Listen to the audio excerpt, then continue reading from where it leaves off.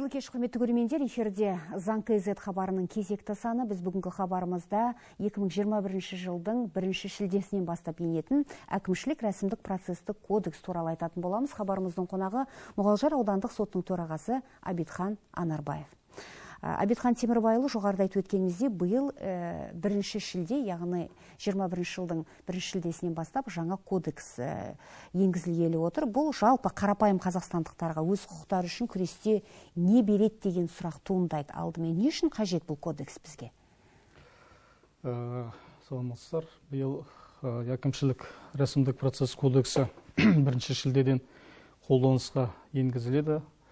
Бұл кодекске тоқталып өтсек, еліміздің президенті Қасым-Жомарт Тоқаев Кемелұлы парламентте, былтырғы маусымда парламентте сөз сөйлегенде бізге жаңадан әділет соты керектігін, халықтың мүддесін, заңды тұлғалардың мүддесін қорғау үшін осындай құқықтық реформалар керек екендігі жөнінде тілге сөз еткен.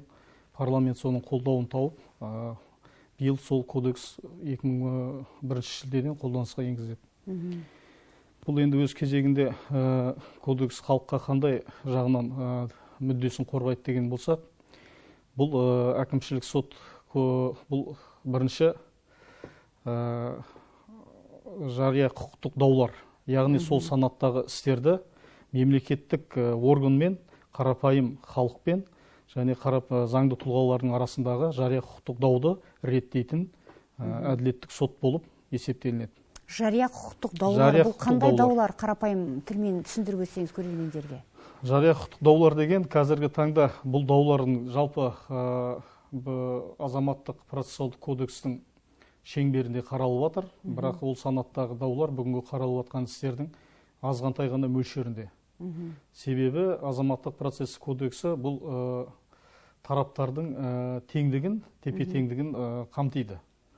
Ал енді мына қолданысқа енгізілейін деп отырған әкімшілік рәсімдік процесс кодексі, бұл жерде екі жақта ондай теңдік жоқ, яғни бұл жерде теңдік қарапайым халықпен осы заңды тұлғалардың мүддесіне қарай кодексте көзделген.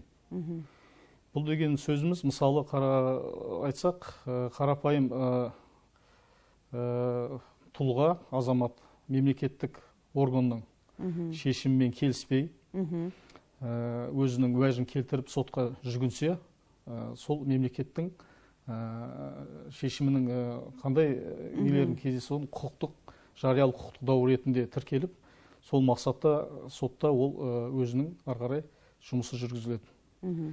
Яғни әкімшілік рәсімдік процестің кодекстің бұл жердегі қазіргі басқа кодекстен айырмашылығы, бұл халықтың заңды тұлғалар мүддесін қорғайды. Халықтың мүддесін қорғайды. Яғни бұл бір жағынан шенеуніктердің жауапкершілігі артады халықтың арында. Енді жасыратын жоқ, қазіргі таңда кейбір даулар болып жатса, осындай санаттағыда, енді мемлекеттік орган өзінің ресурсымен, өзінің аппаратымен, заңгерлермен, мықты заңгерлер бар ол жерде, қарапайым халықтан қарағанда, адамнан қарағанда олар бәрібір қай жағынан да болса күші басым болып тұрады. Сондықтан бұл даулар бүгінгі таңда қаралып жатқан жағдайда көбінде қарапайым адамдардың шағы сынып жатады.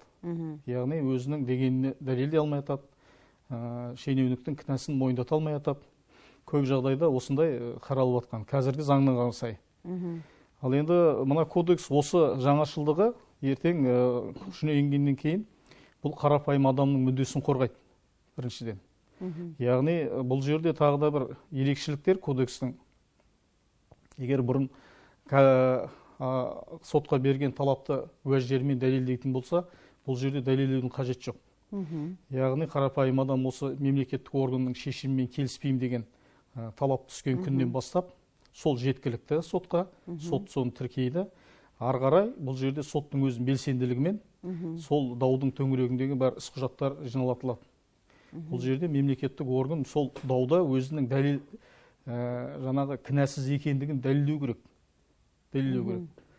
Қарапайым адам үшін қиындық әкелмейді, ешқандай құжат жинамайды, тек талабын береді. Қиындық алып келмейді.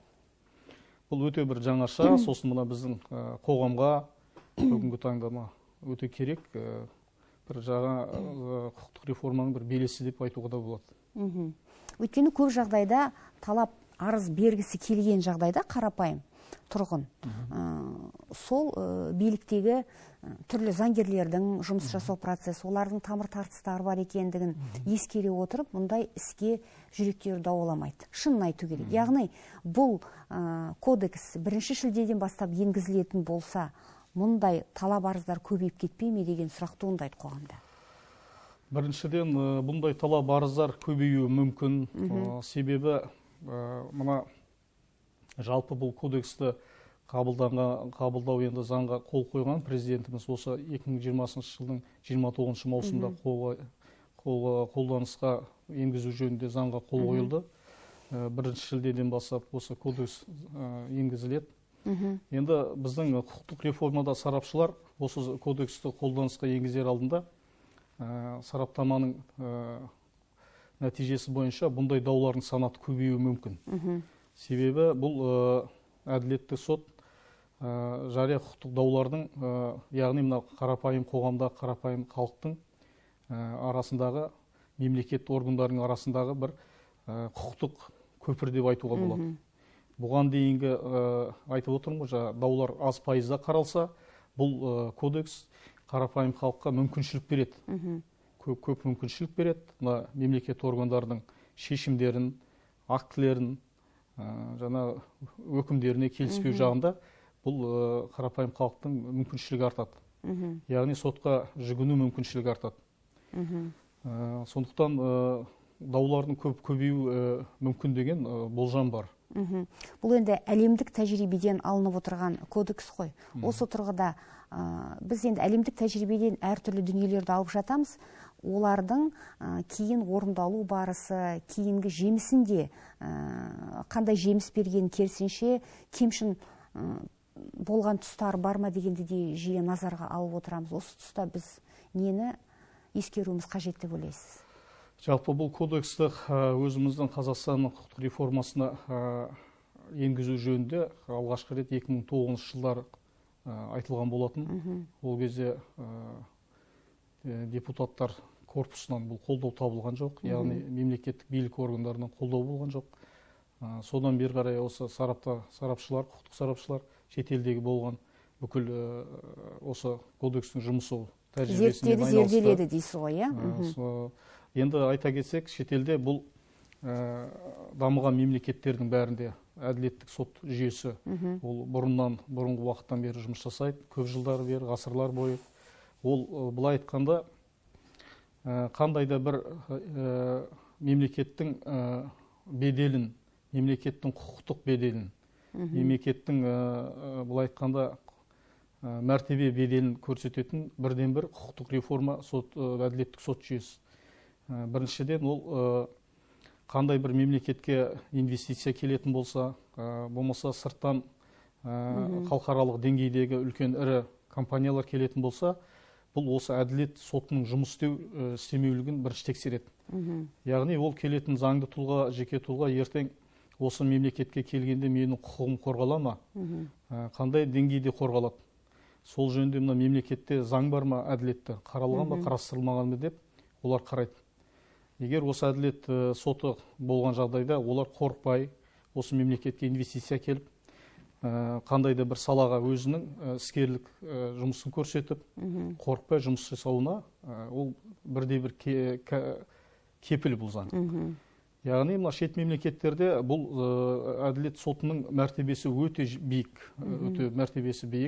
Ол біріншіден мемлекеттік органдардың, сосын халықтың сенімін алған сонда жүйе, құқықтық реформаның жүйесі. Сондықтан біздің де қазір сол шет мемлекеттердің тәжірибесін оңды жағын тексеріп, зерделеп, осы мемлекетке енгізіліп отыр.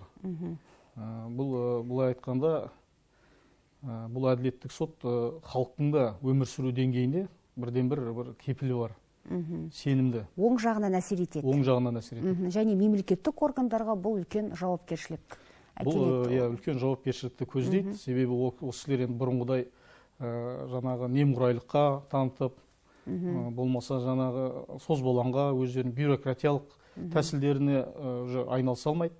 Себебі бұл жерде мемлекеттік лауазымды тұлғалардың жауапкершілігі өте көзделген. Ол деген сөз ертең тікелей дәлелін тауып атса, жұмыстан кетіру, басқа да жазалар. Сонымен қатар ол құқықтық несі болса, іс қозғалуы да мүмкін. Бұл айтқанда, бұл мемлекеттік тұлғалардың халықпен алтын көпірі, бұрынғыдай бюрократия болмайды. Халықтың уәжін тыңдайтын болады. Былай айтқанда, қазақша шенеуніктің немқұрайлық деген бойындағы қасиетінен жоғалады. Ол сол немқұрайлықпен жүре беретін болса, бұл заң оның тыйым салады, жауапкершілікке шақырады. Ал енді бұл кодекс үстіміздегі жылы 1 шілдеден бастап енеді. Дегенмен бұған дейін шілдеге дейін біраз уақыт бар ғой. Дәл осы жария құқықтық даулар бүгінгі таңда қандай тәртіппен шешіліп жатыр?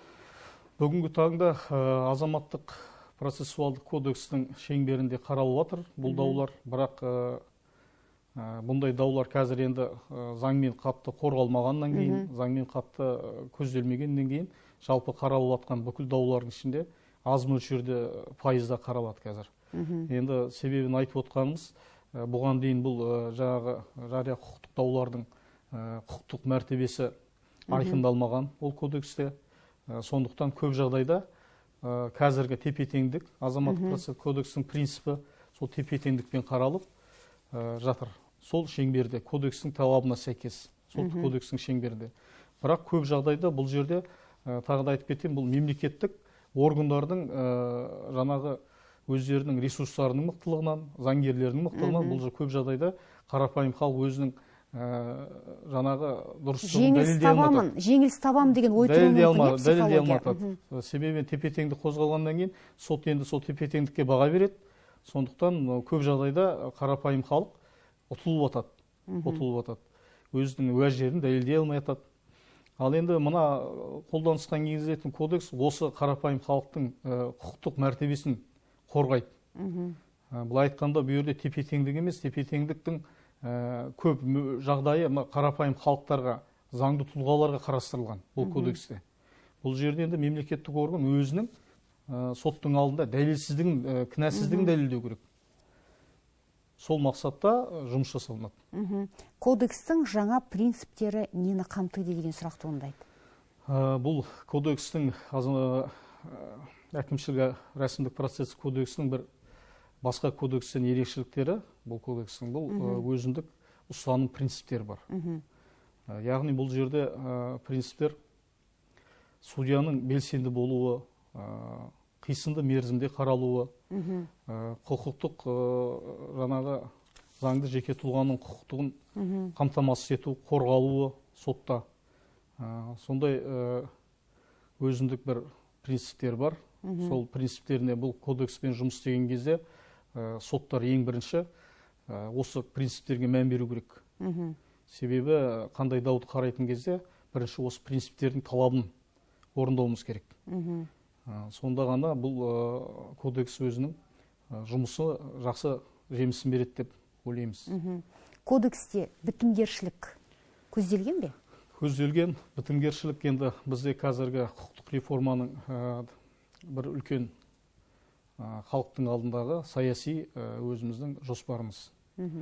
Бітімгершілік жалпы айтқанда бұл өзіміздің қазақ халқының қанында, қарапайымдылық қасиетінде бар, адамгершілігінде бар. Себебі біздің атам заманнан қандай дау болса да, ол бір сөзге тоқтаған, билердің айтқанына тоқтаған, үлкендердің, жақсылардың айтқанына тоқтаған халықпыз. Сондықтан бұл жерде де бітімгершілік өте терең түсіндірілген, терең көзделген. Бұл біріншіден мемлекеттік органмен шағымданушы, арызданушы қарапайым адам болсын, заңды тұлға болсын, бұл екі жаққа да тиімді. Біріншіден созбалаңға салынған даудың уақытысын үнемдейді өздеріне. Екіншіден беделін сақтап қалады, мысалы заңды тұлғалар. Халықтың алдында беделін сақтап қалады. Мемлекеттік органның жауапты тұлғалары да беделін сақтап қалады. Сондықтан бұл бітімгершілік, бұл заңда өте терең көзделген. Біз енді соттар бұл жұмыста бітімгершілік, медиация заңын қолдануында жылдан жылға біз сол жұмысты қолданысқа алып жатыр. Ол өзіміздің жоғары соттың тарапынан да бізге әрдайым қолданысты енгізу керек екен, халықты бітімге шақыру керек екен. Жалпы ұрыс даудың болғаны дұрыс емес, ұрыс болмау керек, дау болмау керек деп сол мақсатта жұмыс істейміз. Барынша қандай іс болса да сотқа дейін жібермей, істі насырға шапқызбай шешкен дұрыс дейсіз ғой. Жақсы, жалпы сол бітімгершілік мақсаты сол болып тұр бізде. Әкімшілік соттың шешімдерінің орындалу мәртебесі туралы айтсаңыз. Бұл да бір сол принцип, кодекстің бір принципінен шығатын сондай орындалу мәртебесі, яғни әкімшілік соттың, әділет сотының шешімдерін орындалу. Бүгінгі таңда барлық қаралып жатқан кодекстегі санаттағы істердің орындалуын қамтамасыз ететін ол әділет министрлігі. Әділет министрлігіне жеке сот орындаушылар, мемлекеттік сот орындаушылар әділет министрлігінен бағынышты тарайды. Яғни бүгінгі таңда орындалу, соттың актісінің орындалу мәртебесін солар атқарады. Ал енді бұл кодекстің ерекшеліктігі әкімшілік сот өзінің шешімін орындалуын ана жеке сот орындаушы, мемлекеттік сот орындаушы емес, өзі қадағалайды. Өзі қадағалайды. Ал енді мемлекеттік лауазымды тұлға, мемлекеттік орган орындалмаған шешімді өзінің көрсетілген уақытысында орындамаса, бұл жауапкершілікке алып келеді. Алғашқы 50 мөлшердік айлық есептік көрсеткішке айыппұл салынады. Содан кейін одан да үлкен 200 айлық есептік көрсеткішке шейін бұл айыппұл салынады. Одан бөлек егер орындалмаған шешімде қандай да бір қасақана әрекет болса, ол одан да жауапкершілік артады. Яғни бұл жерде сот өзінің шешімін орындалуын қадағалайды. Бұл да бір халықтың, қарапайым халықтың, заңды тұлғалардың алдындағы бір үлкен бір мәртебе деп есептеуге болады. Шағын және орта бизнес өкілдеріне біз жан-жақты қолдауға тырысып жатырмыз. Дегенмен жеке кәсіпкерлерден осы сотқа жүгінушілер өте көп екендігін біз жақсы білеміз. Осы жаңа кодексте азаматтардың, кәсіпкерлеріміздің құқықтары қорғала ма деген сұрақ туындайды. Әрине, бұл біріншіден осы біздің кодекс, әкімшілік рәсімдік кодексінің бір мақсаты, принципі бұл осы қарапайым халықтың, оның ішінде кәсіпкерлердің, бизнес өкілдердің құқықтарын қорғау. Бүгінгі таңда ол енді қазіргі қолданыстағы кодекстермен қаралып жатыр. Дұрыс айтасыз, жеке кәсіпкерлер қазір сотқа көп жүгінеді, көп жағдайда. Бірақ осы 1 шілдеде қолданысқа енгізілсе, сол қазіргі қаралып жатқан даулар осы кодекспен қаралады. Яғни азаматтық процестік кодекстің шеңберінен алынып, осы кодекстің тәртібімен, ережесімен қаралады. Біріншіден, кәсіпкерлерге бұл кодекстің қандай қолдануы? Бұл жаңа мен айтып кеттім, бірінші құқықтық, олардың құқығын қорғайды. Қазір енді кәсіпкерлер көп жағдайда мемлекеттік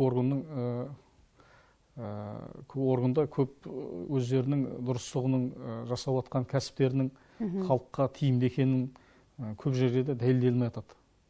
Сондықтан жаңадан бастаған кәсіпкерлер көп жағдайда сондай қиындыққа туындайды әрекеттерінде. Бұл соның бәрін қорғайды. Қорғайды, біріншіден. Мен жаңа айтып кеттім, оны шет мемлекеттерде бұл кодекс ең бірінші бизнес ахуалды, инвестициялық ахуалдың мәртебесін қорғайды. Бұл деген сөз, ертең кәсібін домалатып, кәсіппен айналысам деген адамдарға жол ашады бұл кодекс. Себебі ол өзінің қандай кәсіппен айналысы келеді, оны қандай құқықтық жүйеде қорғағысы келеді, осы кодекстің ережесімен қорғайды. Яғни бұрынғыдай мемлекеттік органдардан бұл айтқанда бюрократиялық әсерлер болмайды бұл жерде. Оны әр әрекетіне бұл кісінің өзінің шағым келтіру құқықтары болады. Соның бәрі осы кодексте жан-жақты бәрі толыққанды құқықтар қорғалу көзделген. Бұл енді қолданысқа енгізілсе, сырттан басқа мемлекеттен осы біздің инвестиция әкелу, басқа заңды тұлғалардың келу, ол мүмкін деп отырмыз. Және хабарымыздың соңында соңғы сауал. Кодекс енгізілгеннен кейін, жалпы бұл процесс біздің қоғамға қандай әсер етуі мүмкін деген сұрақ туындайды. Қоғамға біріншіден қазір енді заңгерлер талқылап жатыр. Бұл кодекстің қолданысқа енгізілуін заңгерлер қауымдастығы, қорғаушылар, адвокаттар, бұлар бұл айтқанда өте қуанып қолданысқа енгізуін күтіп отыр. Себебі бұл кодексі өте бәрі ашық жазылған, қарапайым халықтың мүддесін, заңгерлердің мүддесін. Бұл халыққа, енді мемлекеттік орган мен қарапайым халықтың арасындағы бұрын болмаған бір белес көпір. Бірін-бірін тығыз жұмсатып, мемлекет енді органдары тыңдаушы, халықты тыңдаушы болады бірнеше есе.